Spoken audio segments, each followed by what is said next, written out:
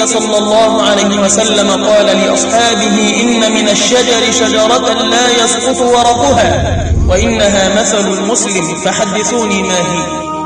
قال ابن عمر: فوقع الناس في شجر البوادي ووقع في قلبي أنها النخلة فاستحييت.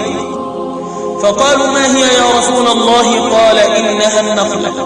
وفي الحديث شبه النبي صلى الله عليه وسلم المسلم بالنخلة لأن النخلة كل ما فيها نافع، وكذلك يجب أن يكون المسلم كلامه نافع وصمته نافع وحركته نافعة وسكنته نافعة وفعله نافع وتركه نافع، بل إن النبي صلى الله عليه وسلم أخبر عنها أنها لا يسقط ورقها، وكذلك يجب أن يكون المسلم، فكما أن النخلة طوال العام على حالها الأول لا يسقط ورقها، فيجب أن يكون المسلم طوال عمره على إيمانه بربه لا ينحدر إلى المعاصي ولا ينزلق إلى السيئات.